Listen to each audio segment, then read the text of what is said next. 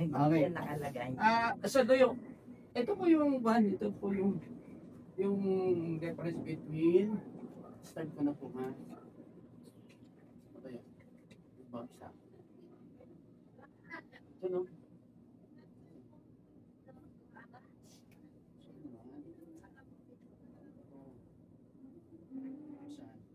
May Sarah J.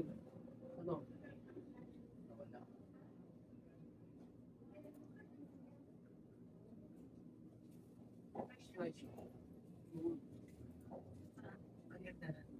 Thank you. Dadami ako sa pili. Attorney, pwede kang humingi ng kanyo, yung copy niya. Pwede na. Okay. IOSP na lang natin. Sila tayo picture. Huwag na tayo mag-picture, baka hindi na lang. Oo, bibigyan ko po sa inyo.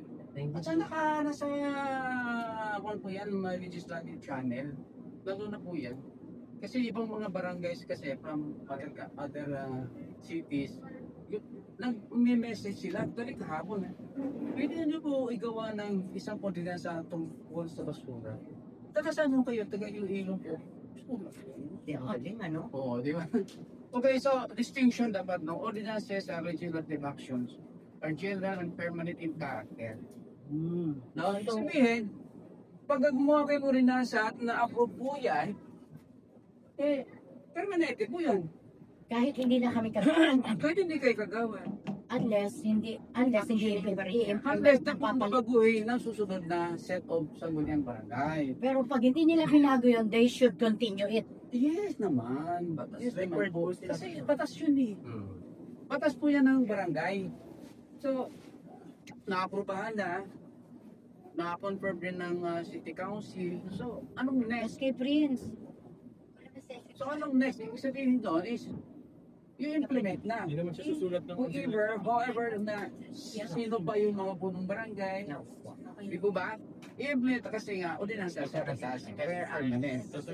Hindi ka kaya sa resolution, Maring pipeline niya, baguhin, pag may bagong Temporary. halimbawa, napapansin niyo po ba na pag birthday ni Lesh, di ba? O kaya anniversary, nakikita niya kagad yan, no? Resolution congratulating o greeting di ba? So resolution sabihin, Showing expressions. yes, express ka na sinasabi mo gito ganyan. Kaya private sa temporary in nature, ibig sabihin siya, anytime, pwede siyang baguhin o pawalan misa kasi nga resolution lang po siya, hindi sa batas, no?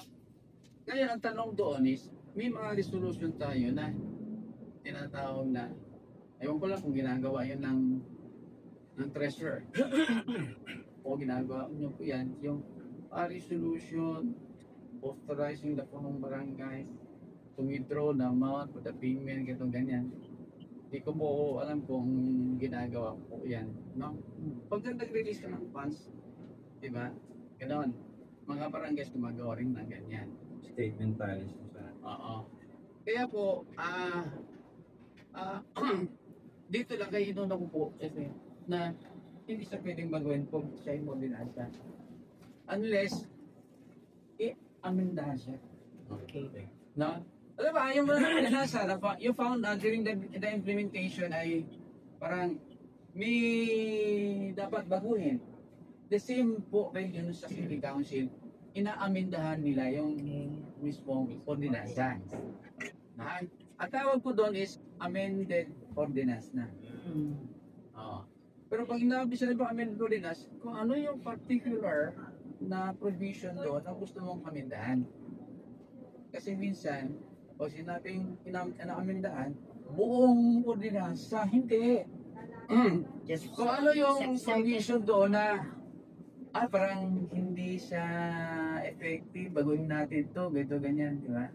So, amended ordinance ang tawag doon. Ha? Okay?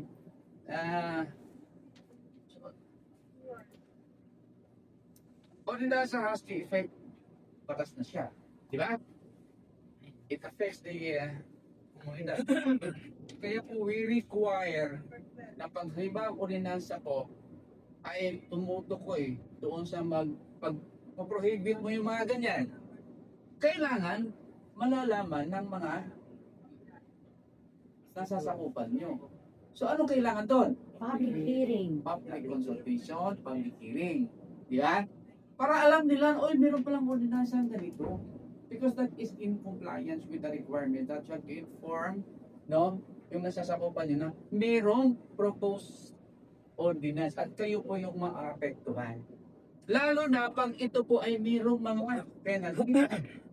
Di ba? Hindi pwedeng mabigla na lang sila, ay, bakit ganun? May fine daw, ma-penalize daw ako. Sabi na, wala naman akong alam na mayroong ordinansa parang ganyan. O, di ba? Kaya, nire-require din, the moment kasi na magkaroon kayo ng proposed ordinance o resolution, lalo na yung mga ganyang bagay, the barangay secretary is required na mag-propose doon sa inyong public information, bulletin board. Di ba? Nasaan ba? Hindi ko makita kanina. Nasaan yung nilalagay? Sa entrance. Yan. Ganon din po sa City Council. Pag pumasok kayo doon sa session hall, hindi nyo kasi napapansin, hindi nyo pinapansin yun eh. May mga picture ng mga nagiging vice mayor. Sa gilid doon, may palaki doon. Yes. Posting, nakalagay doon, mga ordinansa rin. Kung ano yung pinag-usapan po doon sa council, ng session na yun, nandun na po siya. Para ang mga pupunta sa session hall, kung alam niya, babasahin niya. O, di ba? Ganun po rin ang requirements yan. Dalawa po ang bulletin board dapat yan. Isa sa secretary, isa rin yan sa treasurer. Kasi itong sa treasurer about financial. Di ba? Financial disclosure, di ba? Yeah.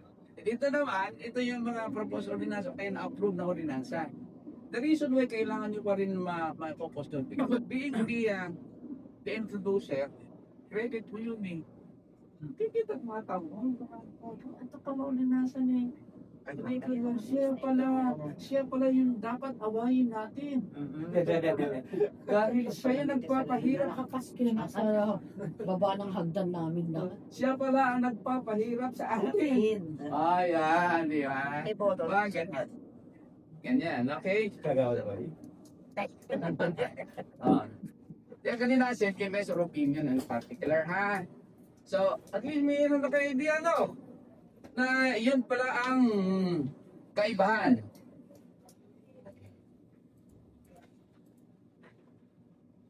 Punta na tayo sa mga ibang ordinansa, ha? Hey, ano mga ordinansa? General Report. O, di ba? Halimbawa, pagbabawal ang pangit sa barangay kaunlaran. Buhay. Ganun pa sa tungkol ho sa welfare ng nasasukupan mo. Regulatory ordinance. Ano yung regulatory ordinance? Hawak-hawak ngayon. Yan, no? Yan ang regulatory ordinance, yung hawak nyo ngayon na pinaprohibit nyo. Caroling. Yan. Di ba? Tapos tax revenue ordinance. O yung Charging. tapos na ba tayo? Na-approve na. Babaguhin kasi. Naka 5 years na kami. Babaguhin din. Babaguhin na rin. Okay. Charging. Di ba every 5 years pwede ba? Appropriation ordinance. Without you knowing it, o baka alam nyo, pero hindi nyo lang gaano napansin na pag gumagawa kay barangay annual budget po, ang nakaakibat po doon, appropriation ordinance ang tawag doon. Ang inisip nila, barangay annual budget. Yes, di barangay annual budget. Pero ano bang batas ang nagpapa-authorize sa inyo doon? Appropriation ordinance. Kaya kita niyo appropriation ordinance. So yun yung budget po. Okay. Ito yung kanina, mandatory ordinance yung sinasabi ko. May Yung amendments. gusto administrative. So, ibig sabihin, may mga gusto nyong gagawin ordinansa. Lahat ng mga empleyado ay magkaroon ng tinatawag random drug Yes. test. Diba? So, more on Administrative. diba? Maraming maraming mga ordinansa na pwede sa empleyado. Okay ha? Any question? Pwede kayo magtanong ha? Pwede kayo magtanong. Huwag mo yung kung ilan asawa ko ha? Okay. Ordinance requires that all enacted by the Sangguniang Barangay shall upon approval by the authority is signed by the punong barangay. Ito mga ginagawa ko po, nilagay po dito ay nasa batas po yan.